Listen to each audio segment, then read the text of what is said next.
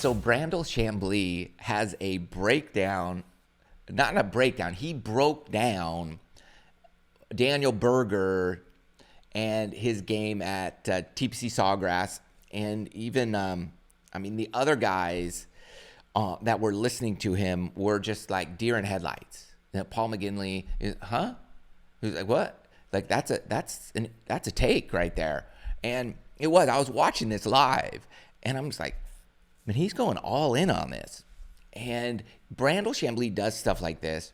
It's fascinating because he goes so deep in the weeds, and he pulls out this really long, extrapolated explanation of why somebody is having success and they're doing it differently than everybody else. And I don't know if Brandel's trying to prove he's right in his thoughts, and he finally, after years, has one guy do something that he agrees with, and therefore he's been right. Brandel's been right for 10 years now because of one guy. It's so funny to me because you look at that and you're like, one guy, Daniel Berger, plays well for a little while, and all of a sudden Brandel Chamblee has been right for the past 10 years. It's just mind-boggling. Let me break this down a little bit, and I'll try to keep it as, layman's terms as possible. But most players these days, just about everybody, is going for a high launch angle, which means the ball comes off let's say your driver, real high, like 12 degrees or so. Like that's a nice high launch angle. Hit it high in the club face, ascending blow on the driver. The ball launches high and has low spin. Low spin is, under 2,500, like 2,200. Some guys are 1,800. That's pretty low, but high launch, low spin. So the ball goes high and far in the air. It's not spinning very much, so it doesn't slice or fade a lot. And then it lands and rolls and does its thing. And we do that a lot with even irons. But as everybody knows, as you get to the wedges, you really want wedges to kind of flight it down a little more because they're spinning so much more. If you launch a wedge super high, it's going to have any side spin. It's going to go side to side a little bit. So primarily we're talking about driver and mid irons, things like that. Particularly driver, high launch angle, low spin is what's been the norm for a number of years now. And that's kind of been according to the numbers, the stats, and all the analytics we have, that has been what people have been chasing. Higher launch, lower spin, it's going to be better.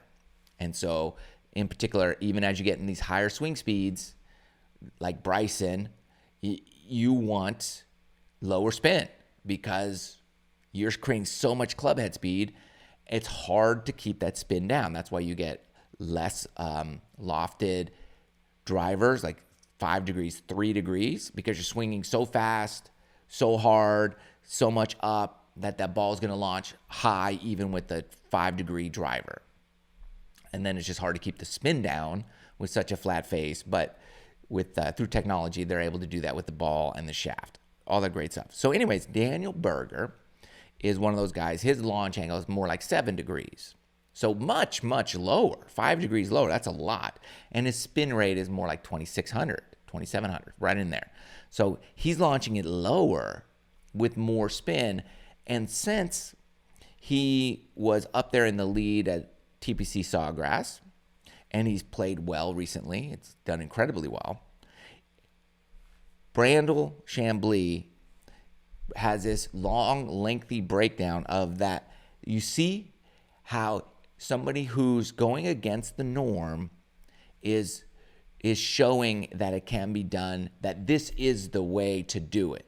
More spin, lower launch, keep that ball low, and you'll be better. And this is just another one of those instances where people do this. They're like, okay, I'm going to make everything I see prove that I'm right, that you don't have to do what everybody else is doing, that I know I'm right, but I've got to wait. And, oh yeah, now somebody's doing that. This guy is doing it, therefore I'm right. Where in reality, it's just that, hey, dude, maybe the guy does it that way. Yeah, but you're not necessarily right. It's like, he's playing well. How about the dude who's playing well is the dude who's playing well? Can it just be like everybody's a little different in their approach to the game? And just because a guy's doing well now doesn't mean you've been right for 10 years. It's just so funny that Brandel Chamblee, I don't know if he's just trying to fill space on television with this breakdown. I do, and here we are talking about it, and more people have talked about it because it is one of those interesting breakdowns that you're just like, it was so analytical and in the weeds that you're just like, what just happened? What did we just hear? How did this take place this way? And so I love the guy for that, because you're never at a loss for good entertainment. It was good entertainment, but at the same time, I don't think you could take one guy. It'd be like if one guy just showed up and he's 7 feet tall and on the PGA Tour and he won like 3 tournaments that year, people would be chasing 7-footers to come out and play golf all day. Like, just because that happened doesn't equal that's the way in which everybody should, manage to shape their game because of one guy. We do this, right? This guy wins an event, and all of a sudden, like, think about when Henrik Stenson won the Open Championship. Everybody went out and bought that spider putter. I think that's what he was using. Either way, when people win, that's why putter companies love these guys. When they win, it's always a putting contest, always a putting contest. Whoever makes the most putt is the guy who wins. So when a guy shows up and he's got an interesting looking putter and he wins, these putter companies, they're like loving life. It's a great investment for them to pour into these guys, make these cool putters, and then all of a sudden, Dustin Johnson, when he wins, putters go flying off the shelf. When Bryson's winning, that sick putter flying off the shelf. So anytime somebody kind of bucks the trend, everybody starts doing it. So don't be surprised. Like, if Daniel Berger wins a couple majors and has even greater success, don't be surprised if everybody starts going for low, more spin, right? Well, my point is, look, like Arnold Palmer said, like, play your game, swing your swing, be you. Whatever's working best for you, do that. Don't go chasing numbers, analytics.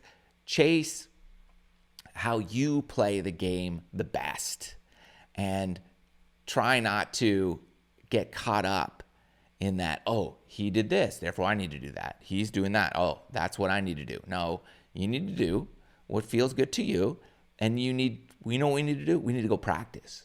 We need to spend a day, at least a day, for the average player, instead of playing one day, to take that 5 hours and practice for 5 hours that day. I guarantee you, most people have never practiced for 5 hours in one day. They go play, but they've never practiced. Try doing that one day a month.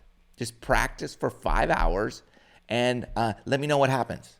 Your game will be, first of all, you'll get bored, and you'll be like, I'm out of here in like 2 hours. Most people just do that. And they're like, I can't do it. That's the problem. Go practice one day a month, one day every other month for 5 hours. I'm not going to play this day. I'm going to practice all day. Start chipping, putting, hitting.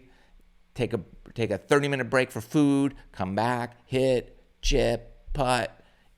Do that 5 hours.